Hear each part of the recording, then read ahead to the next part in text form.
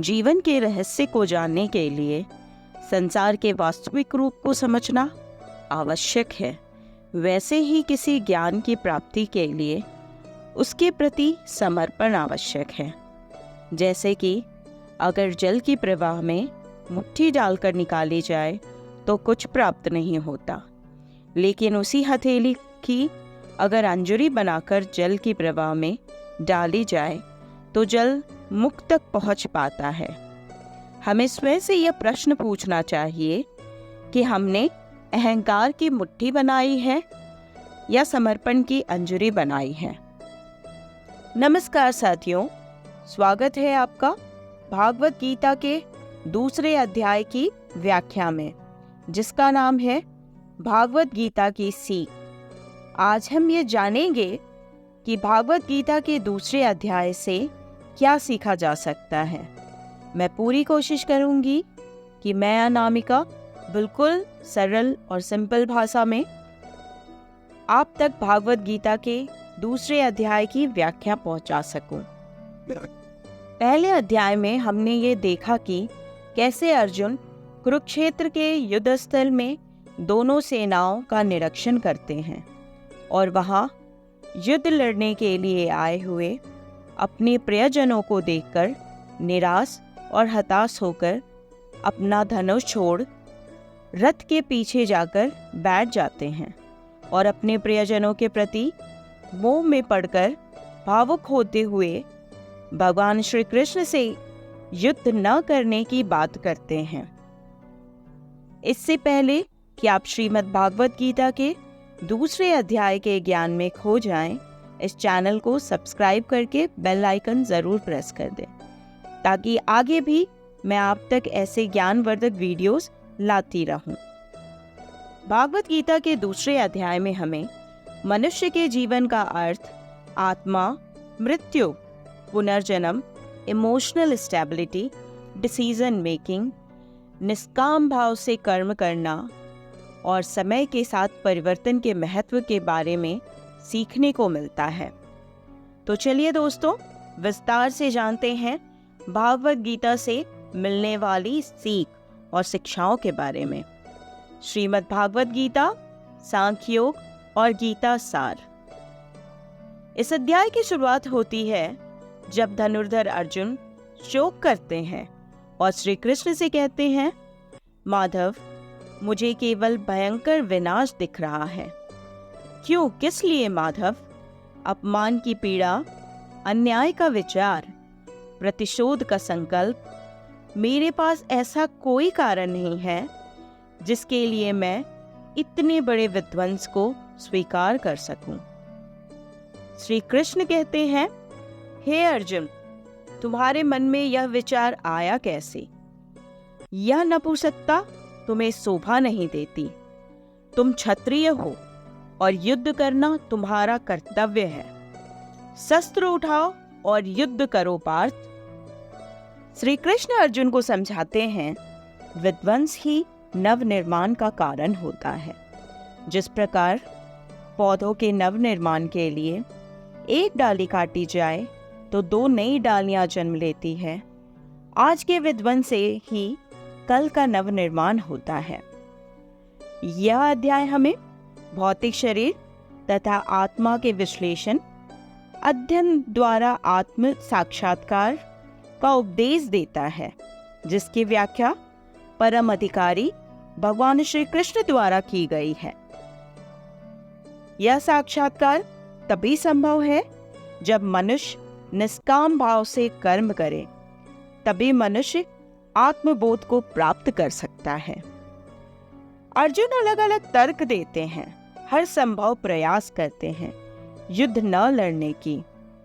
वे ये भूल चुके हैं कि इस युद्ध का वास्तविक उद्देश्य क्या था। वो कहते हैं, इस युद्ध में सारा समाज नष्ट हो जाएगा, लाखों स्त्रियां विधवा हो जाएंगे, लाखों बच्चे अनाथ हो जाएंगे, उन्हें वेदों का ज्ञान देने वाला कोई न होगा। जब समय के नियम टूटेंगे तो परंपराओं का शिक्षण देने वाला कोई न होगा। वेदों का ज्ञान लुप्त हो जाएगा, सब नष्ट हो जाएगा माधव। यह सब सुन करके श्री कृष्ण कहते हैं, बुद्धिमान व्यक्तियों जैसे तर्क देते हो, किंतु वास्तव में मूर्खतापूर्ण बातें करते हो पार्थ। आगे श्री कृष्ण ने अर्जुन को समझाया, जिस प्रकार पेड़ों के पत्ते झड़ जाएं या नए पत्ते आ जाएं, उससे क्या फर्क पड़ता है। पत्तों का काम सिर्फ पेड़ को जीवित रखना होता है। उसी प्रकार मनुष्य के जन्म और जीवन का कारण वास्तव में समाज का सुख है। समाज संसार के लिए है और ये सारा संसार सृष्टि के लिए, और स्वयं यह सृष्टि परमात्मा के लिए है। जो व्यक्ति यह सत्य को जान पाता है, उसे धर्म का मार्ग स्पष्ट दिखाई देता है।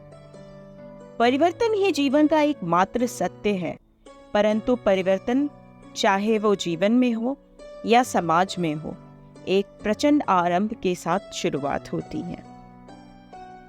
जिस प्रकार महाभारत के युद्ध में भी विध्वंस निश्चित था, पर नई परंपराओं का नवनिर्माण भी निश्चित था। पुरानी परंपराएं समय के साथ समाज के लिए विष बन जाती हैं। पुरानी व्यवस्थाएं टूटेगी तभी तो नई व्यवस्थाओं की स्थापना होगी। पुराना धर्म नया रूप लेकर प्रकट होता है। आगे श्री कृष्ण कहते हैं, जैसे कि वर्षा ऋतु के पूर्व बादलों से छाया आकाश और धूल से सनी हुई धरती मैली दिखाई देती है, और वर्षा के बाद आकाश और पृथ्वी धुलकर स्वच्छ हो जाते हैं, उसी प्रकार इस युद्ध के बाद समाज और संसार धुल के स्वच्छ हो जाएंगे। इस युद्ध के बाद समाज और संसार स्वच्छ हो जाएगा। शस्त्र उठाओ और युद्ध करो। पहले अध्याय में हमें यह जाना कि हमें अपने कर्म से रोकने वाला अगर कोई होता है तो वह है हमारा मोह, जो हमें आगे बढ़ने नहीं देता। हम अपने परिवार और संबंधियों से इतने अटैच्ड होते हैं कि लाइफ में अपने इस कंफर्ट जोन से बाहर ही नहीं निकलना चाहते। सोचिए जरा, अगर कोई स्टूडेंट किसी छोटे से शहर में रहता है, जहाँ रहता है वहाँ हायर स्टडी के लिए कोई अच्छा कॉलेज नहीं हो, तो उसे तो उस शहर से बाहर निकल करके किसी दूसरे शहर जाना ही पड़ेगा अपने बेटर फ्यूचर के लिए। परंतु अगर वह इस मोह में पड़ जाए कि मैं अपने घर या फैमिली को छोड़कर कैसे जाऊंगा, कैसे रहूंगा, तो उसका फ्यूचर क्या होगा? वो हायर स्टडी या एक बेटर फ्यूचर कैसे पा सकेगा? या इसे इस तरह भी समझा जा सकता है कि अगर किसी व्यक्ति को किसी दूसरे शहर या कंट्री में बहुत अच्छी जॉब मिली हो, अच्छी पोजीशन मिली हो, पर वह अपने घर को छोड़कर बाहर नहीं निकलना चाहता, तो किसी दूसरी जगह जाना नहीं चाहता। शायद दूसरे जगह जाने से वह अपनी फैमिली और अपने बच्चों और खुद के लिए एक बहुत ही खूबसूरत और बहुत ही ब्राइट फ्यूचर तैयार कर पाए। शायद वहाँ जाने से उसकी और उसके फैमिली को एक बहुत अच्छा लाइफ दे पाए, पर यहाँ भी मोह तो त्यागना ही होगा ना। इसी प्रकार अर्जुन भी अपने मोह से घिरे हैं। अर्जुन ये जानते हैं कि समाज के नवनिर्माण के लिए यह युद्ध ज़रूरी है, पर अपने प्रियजनों और संबंधियों के आगे नहीं सोच पा रहे थे।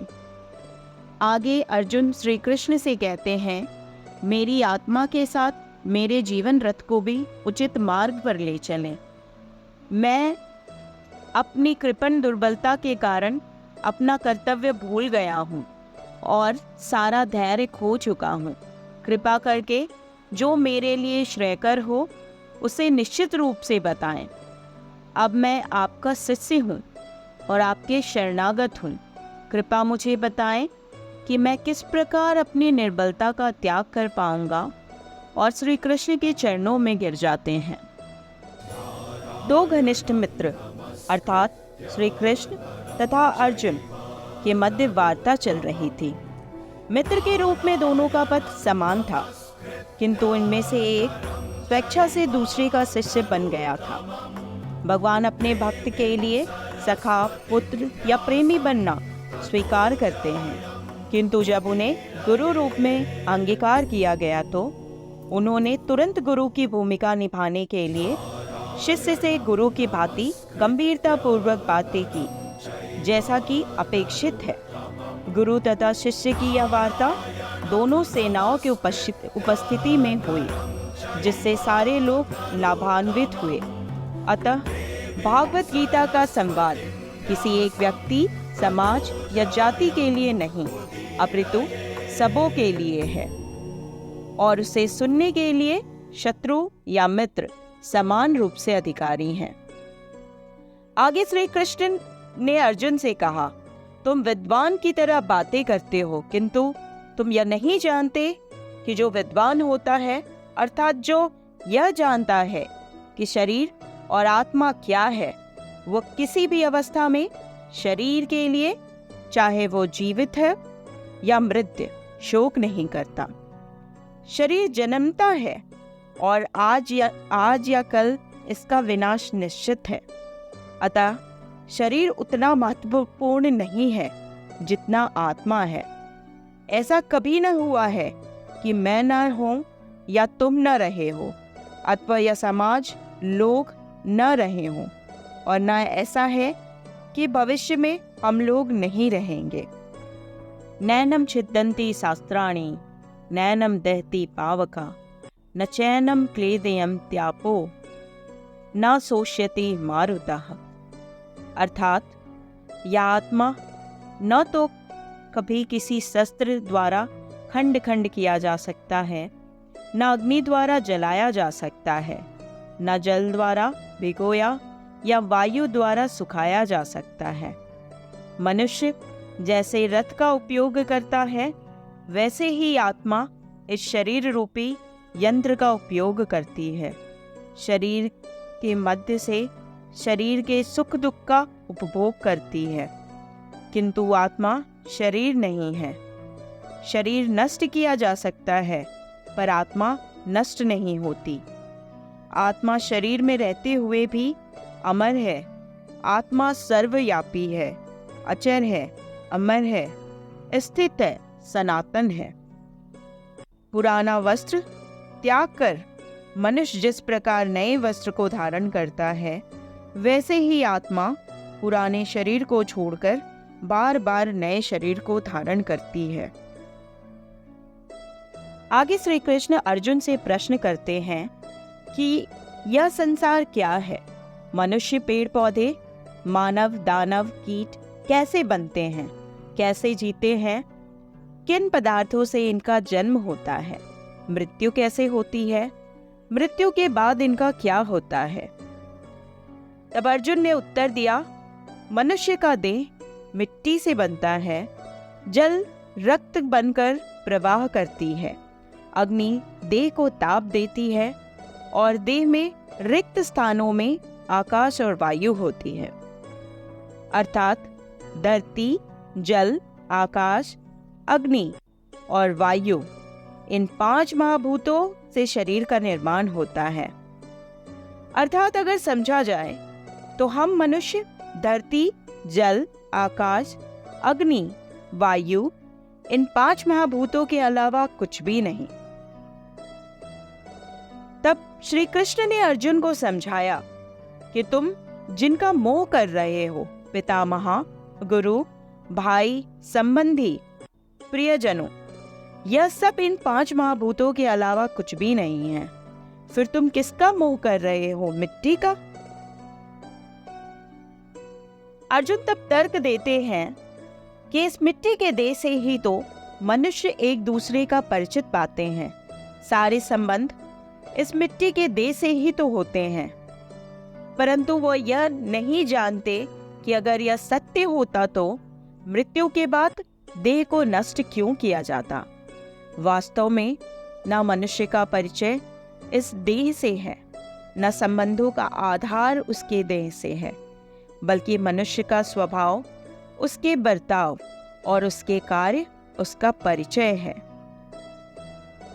आगे श्री कृष्ण अर्जुन से कहते हैं, क्षत्रिय होने के नाते तुम्हारा कर्तव्य धर्म के लिए युद्ध करने से बढ़कर अन्य कोई कार्य नहीं है। अतः तुम्हें संकोच करने की कोई आवश्यकता नहीं है। किंतु यदि तुम युद्ध करने के स्वधर्म को संपन्न नहीं करते हो तो तुम्हें निश्चित रूप से अपने कर्तव्य की उपेक्षा करने का पाप लगेगा। तुम युद्ध के रूप में भी अपना यश खो दो, तुम योद्धा के रूप में भी अपना यश खो दोगे। लोग सदैव तुम्हारे अपयश का वर्णन करेंगे और सम्मानित व्यक्ति के लिए अपयश तो मृत्यु से भी बढ़कर होता है। कर्मण्येवाधिकारस्ते मा फलेषु कदाचन, अर्थात तुम्हें अपना कर्म करने का अधिकार है, किंतु कर्म के फलों के तुम अधिकारी नहीं हो। तुम न तो कभी अपने आप को अपने कर्मों के फलों का कारण मानो, न ही कर्म न करने में कभी आसक्त हो। भगवान ने अर्जुन को उपदेश दिया है कि वह निष्क्रिय न हो, अपितु फल के प्रति आसक्त हुए बिना अपना कर्म करे। हर व्यक्ति को अपने कर्म का अधिकार है, किंतु उसे फल से अनासक्त होकर कर्म करना चाहिए। ऐसे निष्क्रिय कर्म निसंदेह मुक्ति पथ की ओर ले जाते हैं। आज के समय में हर मनुष्य किसी भी काम की शुरुआत करता है तो सबसे पहले उसके रिजल्ट के बारे में सोचने लगता है, और अगर कुछ दिन काम करने के बाद उसे ऐसा लगता है कि इसमें हमें मनचाहा रिजल्ट नहीं मिलेगा तो फिर उसका इंटरेस्ट उस काम से हटने लगता है। कुछ दिन करता है फिर छोड़ देता है, क्योंकि उसका ध्यान उसके रिजल्ट पे होता है। लेकिन अगर किसी काम की शुरुआत अपनी खुशी अपने लिए की जाए तो रिजल्ट तो अपने आप आ जाएगा। जैसे कि कहा गया है कि किसी भी चीज़ के लिए अगर हम स्किल पे फोकस करें ना कि एंड रिजल्ट पे फोकस करें तो हमारा एंड रिजल्ट भी अच्छा होता है और हमारी स्किल भी शार्प होते जाती है। इसी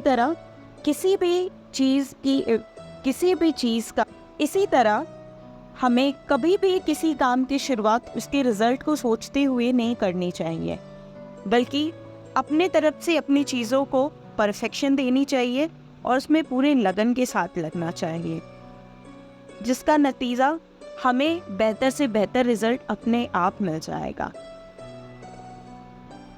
जैसा कि इसमें श्री कृष्ण ने भी समझाया है। इसीलिए कर्तव्य के रूप में युद्ध करना ही अर्जुन के लिए भी मुक्ति का एकमात्र कल्याणकारी मार्ग था।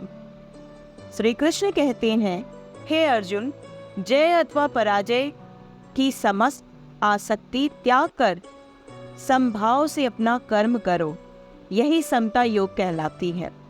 कृष्ण अर्जुन से कहते हैं कि वह योग में स्थित होकर के कर्म करे, परंतु यह योग है क्या? योग का अर्थ है सदैव चंचल रहने वाले इंद्रियों को वश में रखते हुए परम तत्व में मन को एकाग्र करना।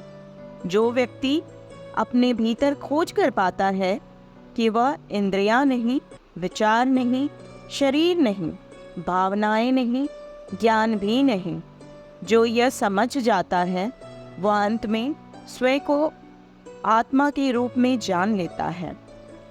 मोह निद्रा से जागृत होकर अपने को परमात्मा के अंश समझना ही आत्मा का कर्तव्य है, उद्देश्य है, जीवन कार्य है। उम्मीद है दोस्तों, भागवत गीता के अध्याय 2 गीता का सार के उपदेशों को आप तक पहुंचाने में मैं सफल हुई होंगी। अगर इस व्याख्या में मुझसे कोई त्रुटि रह गई हो तो इसके लिए मैं क्षमा प्रार्थी हूँ। धन्यवाद।